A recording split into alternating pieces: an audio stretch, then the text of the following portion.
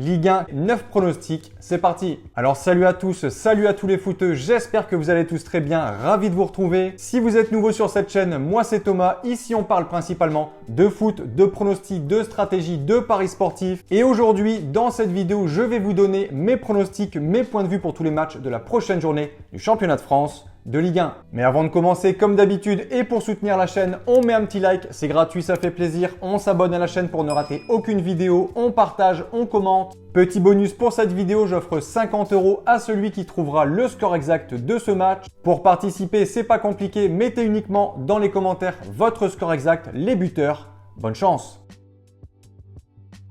Allez, c'est parti, Ligue 1, 17e journée et on commence par une affiche du côté de Toulouse, le TFC qui accueille le Racing Club de Lens, des Lensois qui réalisent une première partie de saison excellente, premier au classement devant Paris, Marseille et Lille, 12 victoires en 16 journées, seulement 3 défaites, un match nul, mais également la meilleure défense du championnat avec seulement 13 buts.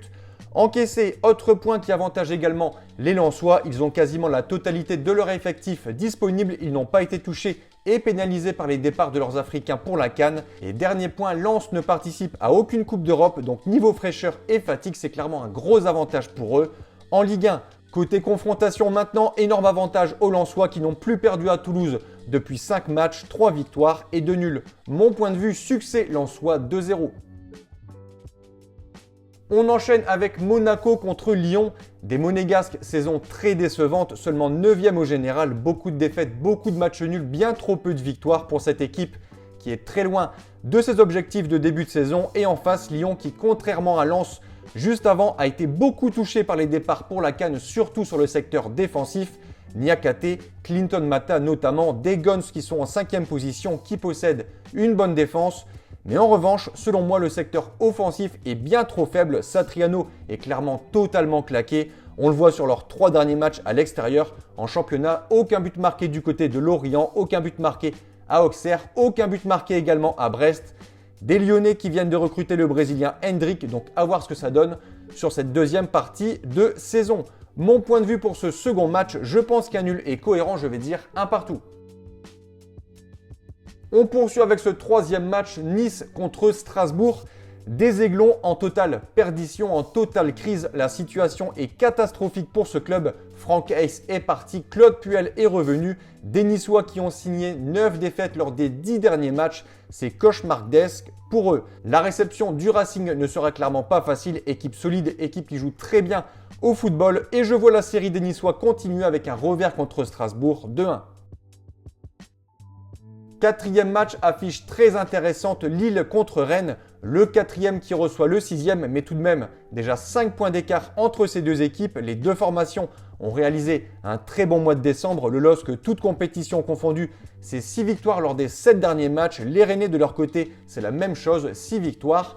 En 7 matchs, des Rennais qui ont repris beaucoup de confiance après un début de saison très bizarre. Rennes ne perdait pas, mais ne gagnait pas, beaucoup trop de matchs nuls. Côté confrontation, les Rennais n'ont plus gagné à Lille depuis 7 ans. On le sait tous, à domicile, Lille, c'est une très très bonne équipe. Cette saison à la maison, ils ont battu Monaco, ils ont battu Toulouse, Metz sur le score de 6-1, le Paris FC 4-2, Angers, Marseille 1-0. Ils ont fait nul contre Paris, enfin bref, Rennes le sait, ce sera très compliqué d'aller à Lille. Je vois les Dogs s'imposer 3-1. Cinquième match sur le papier totalement déséquilibré, le duel de l'extrême entre Marseille au Vélodrome qui accueille le FC Nantes, l'OM 3e au classement, 32 points, les Canaries 17e, seulement 11 points au général. Les Nantais qui ont changé d'entraîneur, qui ont recruté Rémi Cabella. Je ne sais pas si ça changera quelque chose. Pour moi, Nantes, ça file tout droit en Ligue 2. La seconde partie de saison sera très compliquée pour cette équipe et Marseille, à domicile, c'est pas mal, aucune défaite en championnat, seuls Toulouse et Angers ont réussi à prendre un point. Marseille, c'est également la meilleure attaque du championnat.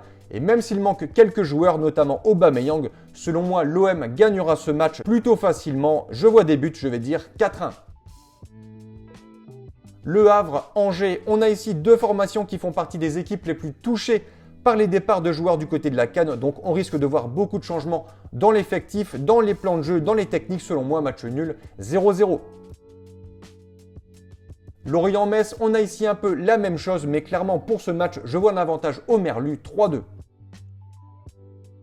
Brest-Auxerre, l'AGIA en déplacement, c'est très compliqué. 0 victoire en 7 matchs à l'extérieur. C'est tout simplement la pire équipe cette saison hors de ses bases. Et en face, Brest, 11e du classement. Ça gagne, ça perd, ça fait nul. Brest est l'une des équipes les plus irrégulières du championnat.